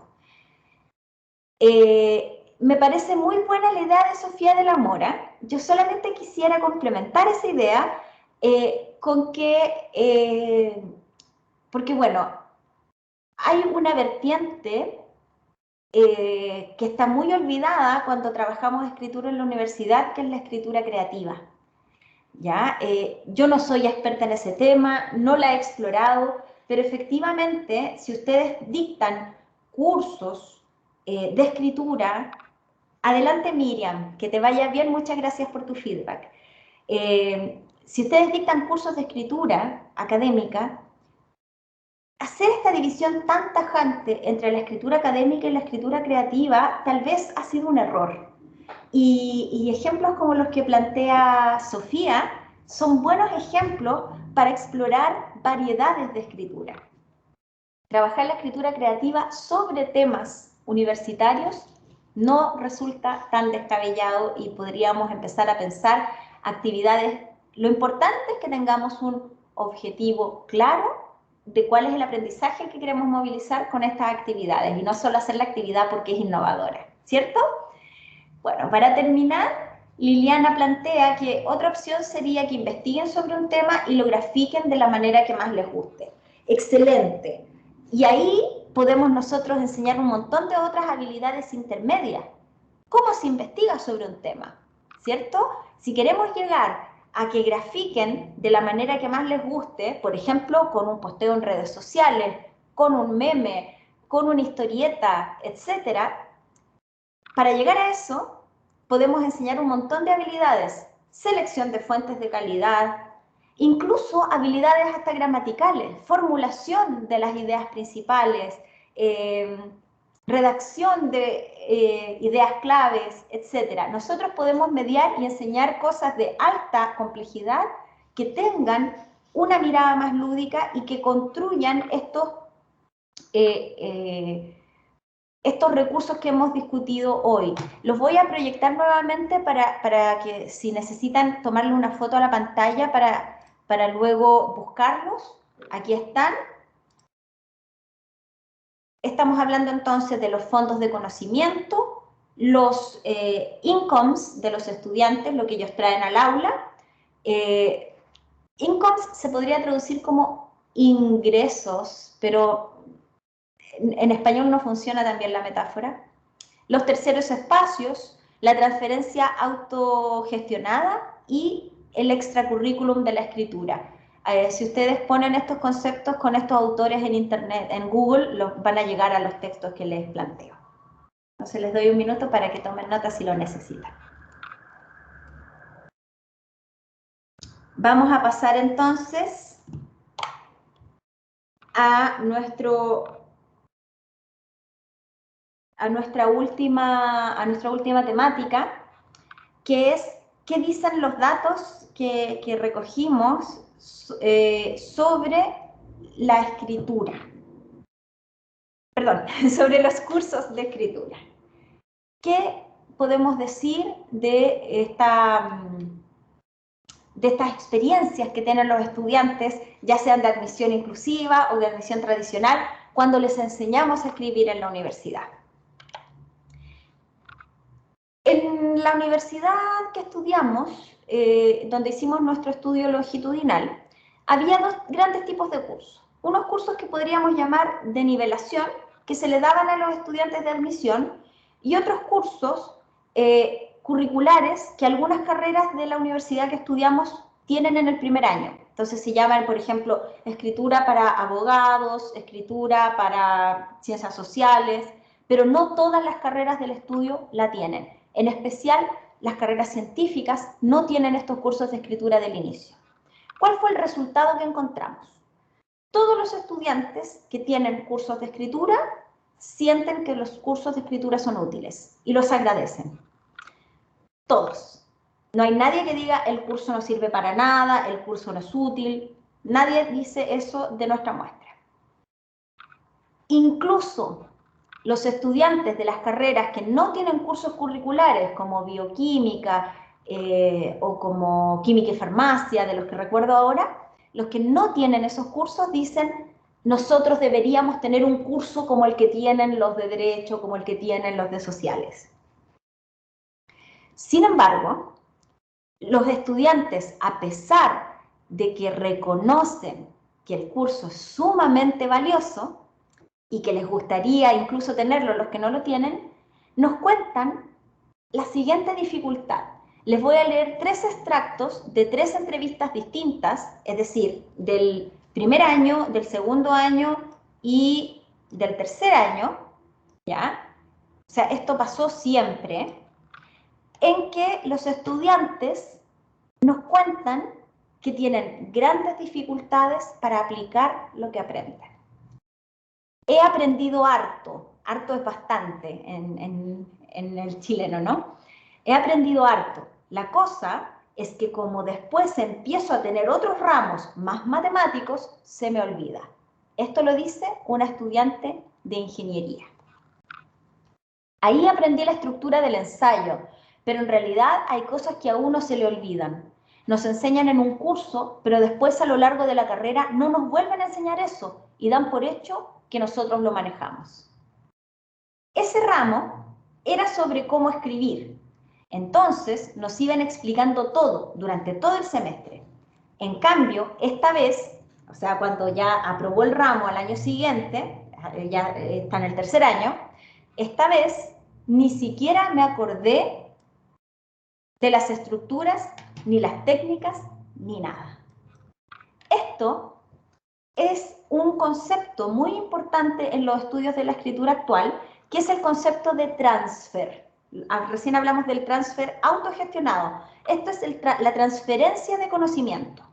¿Cómo nos aseguramos que aquello que nosotros enseñamos en un curso de primer año se traspase a las futuras experiencias y contextos que los estudiantes tienen que experimentar? Si se acuerdan, al inicio del taller les conté que los estudios de la escritura que trabajan con el desarrollo escrito en la universidad concuerdan en que escribir es sumamente difícil porque los estudiantes tienen que hacer un montón de cosas súper complejas y sobre todo ir saltando de un curso a otro, interpretando las expectativas de escritura de cada profesor o de cada disciplina o de cada área, ¿cierto? Esto nos muestra que estos cursos de escritura, a pesar de que tienen una altísima valoración, esto es muy importante, nosotros no esperábamos, no teníamos claridad, pero nos sorprendió el resultado de que nuestros estudiantes agradeciesen la instrucción explícita en la escritura. Fue una sorpresa. A pesar de eso, los estudiantes nos cuentan que no aprendieron. En particular, quiero contarles el caso de Cristóbal. Cristóbal es un estudiante de ingeniería. Como estudiante de ingeniería, a él no le interesa mucho escribir, pero cree que es importante y le gusta escribir bien, ¿ya? Cristóbal es súper involucrado. Él actúa como voluntario de una organización no gubernamental que existe en Chile y en otros países de Latinoamérica que se llama Techo y que trabaja ayudando al desarrollo de la vivienda a los sectores más desposeídos. Cristóbal es voluntario como community manager, es decir, la persona que escribe en las redes sociales de esta entidad. Bueno, Cristóbal nos contó con un análisis muy elaborado. Esto que le estoy contando me lo sé tan bien de memoria porque está en uno de nuestros artículos que está por aparecer. No les puedo dar la referencia aún porque todavía no se acepta. Cristóbal nos cuenta que su curso de ingeniería, donde le enseñan a escribir en el primer año de ingeniería, es inútil porque después nadie se preocupa de exigir esas habilidades. Entonces él siente que los profesores a lo largo de la carrera no piden que ellos apliquen lo que aprendieron. Bueno, nosotros le preguntamos a Cristóbal, ¿cómo es la escritura académica? Oh, me comí la interrogación de cierre, perdón. Y Cristóbal nos dice que no existen o son muy poquitas las fallas gramaticales en redacción, ortografía, en todas esas cosas. Y hay un ordenamiento de ideas que está claro. Esta definición la hizo un estudiante que yo les acabo de describir. Es un estudiante con buenas notas, que escribe las redes sociales de una ONG, que le gustó su curso de escritura y que se queja de que no ha podido aplicar lo que aprendió. Pero si se dan cuenta, solo utiliza palabras de sentido común sobre la escritura. Fallas gramaticales, redacción, ortografía, ordenamiento claro. No nos habla de audiencias, de propósitos, no nos habla de complejidad, de sintaxis, de estructura, nos habla. No puede en su propio discurso un estudiante que pasó por un curso de escritura hablar sobre la escritura. Dicho de otra manera, Cristóbal no adquirió metalenguaje. ¿Por qué les cuento la historia de Cristóbal? Porque Cristóbal representa un estudiante al que le va muy bien y al que le interesa la escritura como funcionalmente, académicamente, a pesar de que él no es un escritor como muchos de los otros estudiantes. Bueno, aunque ojo, él dice que no era escritor, pero escribe las redes sociales de una organización. En el fondo también es un escritor, solo que no se ha dado cuenta.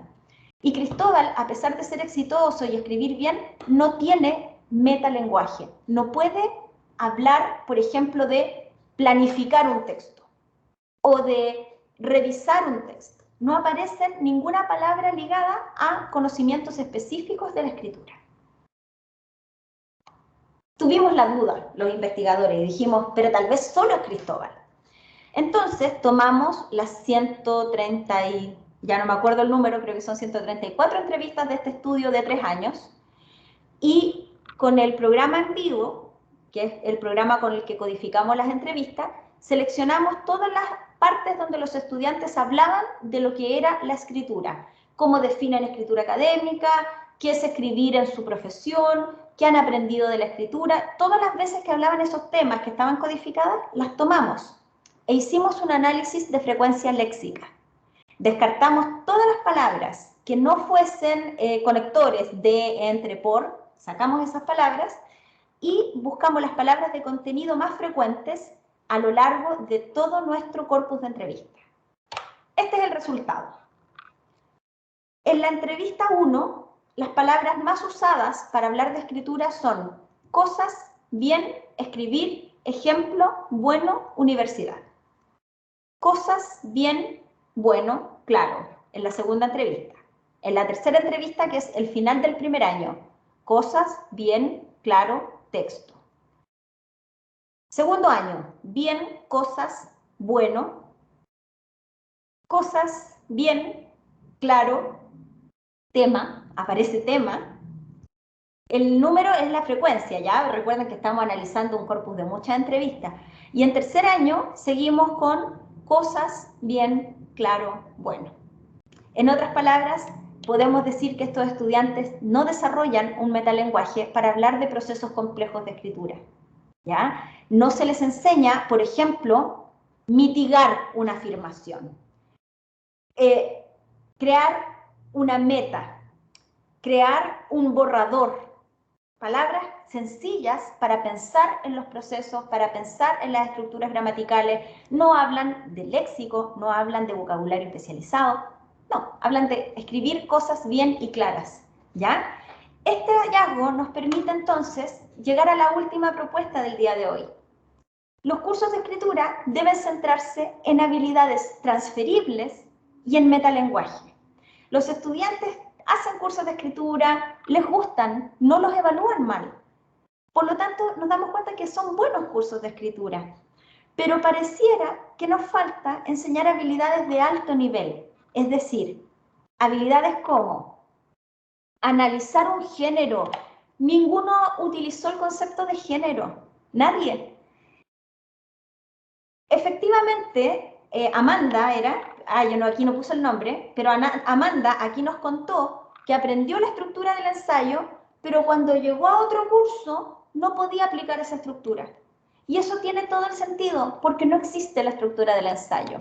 Lo que existe son ciertos propósitos, ciertas metas, ciertas características comunes del género, pero que cada profesor o profesora va a dar instrucciones distintas. Y las habilidades de alto nivel entonces es, por ejemplo, analizar un género, entender lo que me están pidiendo, conceptualizar la audiencia, trazarme propósitos o metas como escritor, ¿ya? Esas son habilidades de alto nivel. Y dotar de un metalenguaje, hablar de adjetivos, hablar de, no sé, de conexión, de conectores, de cohesión, de correferencias, para que los estudiantes tengan algo de vocabulario conceptual para poder transferir esos conocimientos a un contexto nuevo, ¿ya? Entonces, vamos a terminar nuestra sesión conversando qué contenido con estas características transferibles podrían ser útiles para un curso de escritura universitaria, ¿sí? Voy a partir dándoles ejemplos yo y luego hablo la palabra. Se me ocurre, primero, dejar de hacer el curso del formato APA o el formato MLA, porque en realidad los estudiantes van a tener que usar muchos formatos distintos. Si ustedes mandan un texto a una revista, se van a dar cuenta que cada revista te pide un formato distinto. Y en lugar de eso, enseñar intertextualidad. Citas directas, citas indirectas, parafrasear, el concepto de parafrasear, el concepto de atribución de autoría, y luego que las normas sean accesorias, que los estudiantes sepan, que probemos usar una, probemos usar otra, porque además las normas varían enormemente de una disciplina a otra. Entonces, ahí tienen un ejemplo. Otro ejemplo, dejemos de hablar de tipos textuales. Esto del texto argumentativo, el texto expositivo, es sumamente difícil de transferir a un contexto nuevo. Cambiemos eso por analizar el género pedido. Entonces, cuando me piden escribir un informe de materiales, conocer qué es un texto argumentativo tal vez no me sirve tanto como aprender a analizar qué partes tiene ese texto. Para eso, vamos a tener que pedirle un ejemplo al profesor. ¿Profesor, nos puede mostrar un ejemplo de años anteriores? Bueno, ¿qué partes tiene? ¿Qué se hace en cada parte? ¿Cómo es el lenguaje? ¿Se habla en primera persona, en segunda persona, en primera persona, en tercera persona? ¿Cierto? Se dice, nosotros hacemos un informe o el informe se realizó. Cuando se nos pide hablar en tercera persona, ¿cómo se usa la voz pasiva? ¿Ya? Ahí le estoy dando ejemplos de contenidos que son más importantes que las cosas típicas que hacemos en los talleres como enseñar las normas APA o enseñar el texto argumentativo. Abro la palabra entonces para estos últimos 10 minutos de taller. Mientras piensan respuestas, Danilo comparte nuevamente en el chat, gracias Danilo, la escritura debe ser transversal durante el proceso formativo. Se requiere entonces formar a los docentes de la universidad para realizar este proceso desde sus asignaturas o cursos. Sí, pero estoy completamente de acuerdo con Danilo, pero los cursos de escritura también son útiles, siempre y cuando logremos que curricularmente los profesores se interesen por pedir estas cosas cuando hacen escritura. El movimiento WAC, ¿cierto? Writing Across the Curriculum, lo que plantea es precisamente que hay diversas estrategias que se pueden utilizar y que pueden convivir, ¿cierto? Entonces, por ejemplo, podemos hacer al mismo tiempo un curso de primer año donde se enseñan estas escrituras básicas y un taller para los docentes de la disciplina para que puedan utilizar estos conceptos y pedir textos de mayor calidad y reforzarla transversalmente durante el proceso formativo. Tener los dos es complementario y es como mejor funciona, ¿sí? Sobre eso les puedo recomendar un texto, ya está un poco viejito, que escribí en el 2013 en la revista mexicana de investigación educativa, ¿cierto? Que está escrito por mí, Ávila González y Peñalosa, 2003. Referencia, escribí mal González, perdón, me equivoqué en el teclado. Y en ese texto nosotros planteamos estas estrategias institucionales que pueden usarse al mismo tiempo, ¿ya? Y hablamos de un caso de un programa en una universidad. Liliana nos cuenta, se puede analizar un texto del tipo que van a escribir y darles un cuestionario para que vayan identificando lo que deseamos focalizar, tanto a nivel del género como de la microestructura. Excelente, Liliana, muchas gracias por el ejemplo. Voy a tomarlo y voy a agregarle unas pequeñas cositas porque está muy, muy bueno. En lugar de hacerlo un cuestionario, yo lo haría en formato de checklist o lo que se llama heurística. Ahí no me equivoqué con el acento. ¿Qué es una heurística? Es un conjunto de preguntas que me pueden servir para analizar cualquier texto que yo tenga que escribir. Entonces, lo vamos a hacer con un género, ¿cierto? El género que les estoy pidiendo escribir. Ya, me están pidiendo, por ejemplo, un informe de caso. Vamos a analizar el ejemplo y voy a hacer preguntas concretas. Tanto a nivel de género, por ejemplo, ¿qué temas se abordan en la introducción? ¿Ya? Es una pregunta muy importante porque lo más difícil es largarse a escribir el trabajo, ¿no? ¿Qué temas se abordan en la introducción? Esa sería una pregunta que me sirve para analizar cualquier trabajo. O bien, ¿cómo comienza el trabajo? Porque a lo mejor no todos los trabajos tienen una sección de introducción. ¿Qué secciones tiene este trabajo?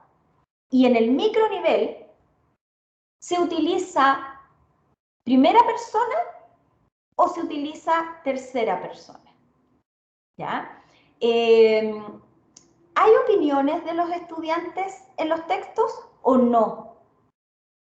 En un ensayo vamos a esperar que haya una opinión. ¿Cómo se fundamentan las opiniones en este texto? ¿Ya? En algunos textos se fundamentan con bibliografía, en otros textos se fundamentan con datos de campo. Eso tiene un nombre en la bibliografía, se denomina deconstrucción del género. Es una estrategia que la pedagogía del género, la Escuela de Sydney, la ha trabajado muy bien y que es útil para hacerse estas preguntas. Y lo que deberíamos hacer en un curso de escritura es enseñarle a los chicos a aplicar esto siempre. Si lo tenemos como una heurística o como un checklist, dejárselo. Yo en mis cursos les digo a mis estudiantes cosas como, les voy a dar un regalo, y esto lo pueden usar cada vez que tengan que hacer un trabajo escrito para asegurarse de que conceptualizan el género adecuadamente. Muchas gracias, Liliana, por tu idea. ¿Una más para aprovechar estos últimos 5 minutos? ¿A alguien más se le ocurre qué cosas de alto nivel podríamos ver en un curso?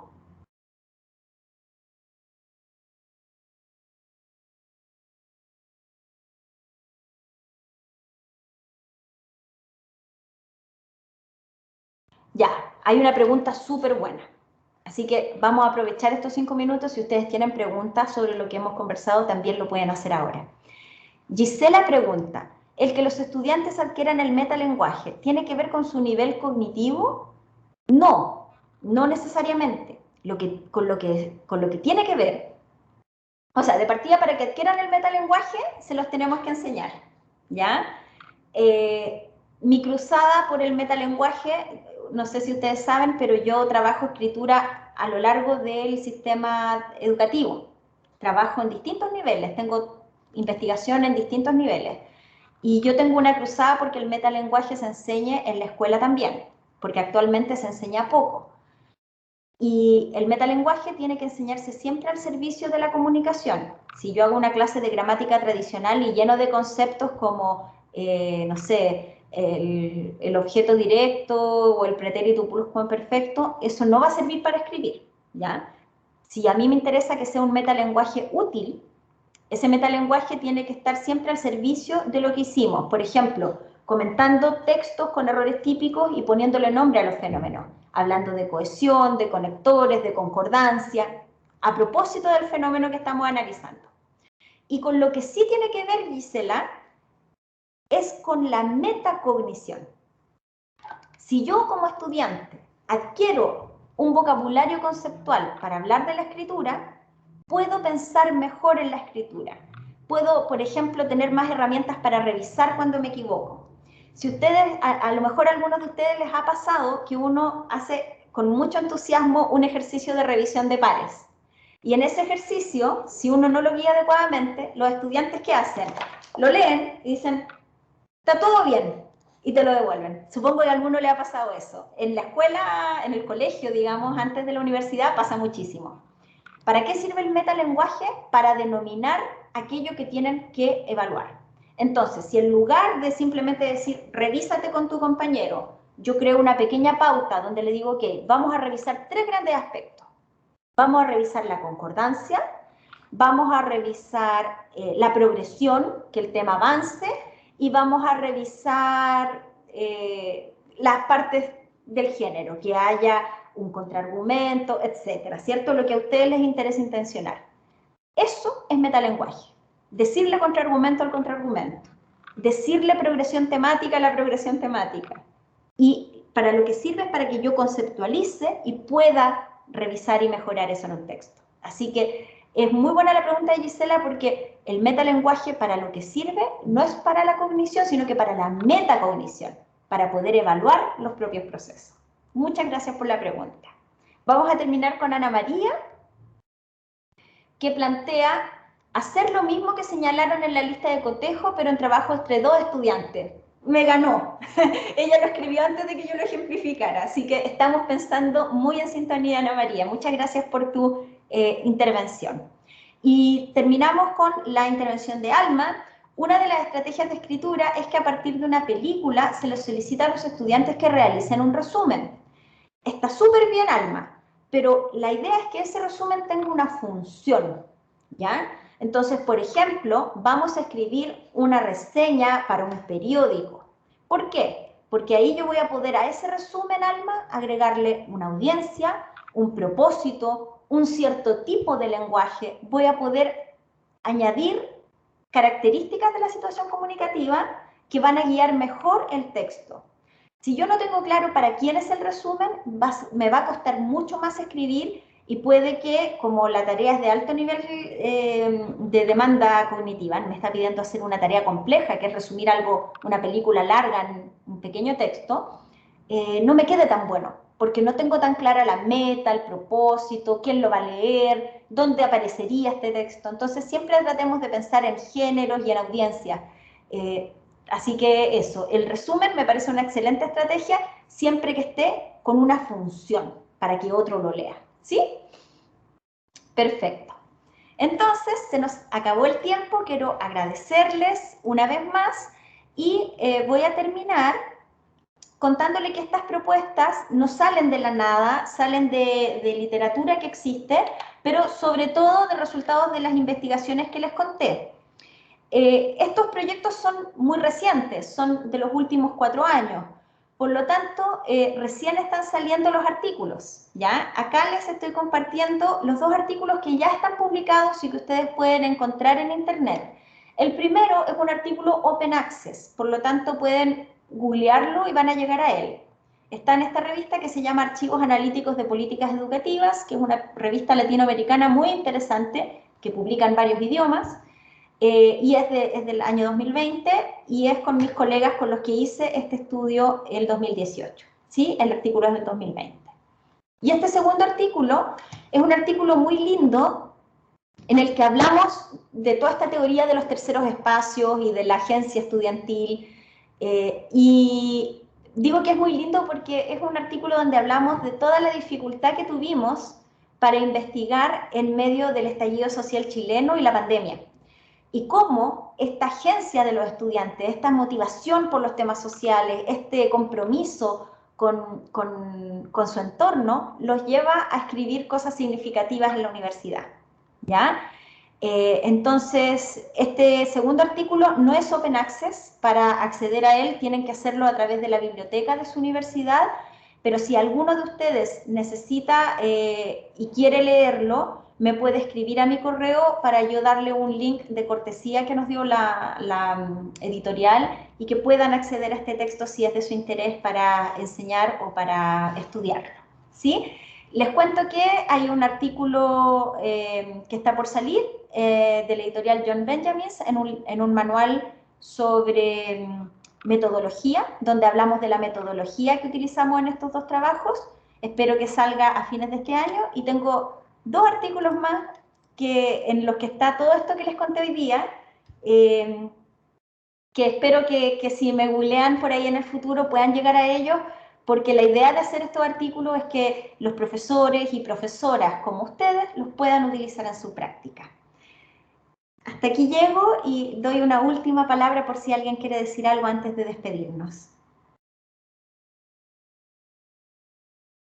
Veo aquí algunas cosas en el chat. Muchas gracias, Patricia, por tus palabras. Gracias, Mónica. Gracias, Dafne. Sí, mi correo estaba recién proyectado, lo voy a volver a proyectar para que lo puedan fotografiar o copiar. Ahí está, en el fondo de la diapositiva. De todas maneras, está siempre el correo en los mismos artículos, lo pueden encontrar también. Muchas gracias. Blanca, te devuelvo la palabra. Muchísimas gracias, Natalia, por el tiempo y por la experiencia. Creo que todos nos vamos con un buen sabor de boca y con muchísima información y que estoy segura que vamos a aplicar en nuestras aulas. Te agradecemos mucho. Y bueno, a los invitados les pido que si tienen alguna duda o comentario lo puedan escribir a través del chat y puedan consultar el programa para seguir con la siguiente conferencia. Muchísimas gracias y pues le rendimos un aplauso virtual a Natalia. Muchas gracias. Gracias a ustedes por venir a este taller hasta ahora y estar aquí después de todo un día de congreso. Fue un placer compartir con ustedes y escuchar sus opiniones e ideas.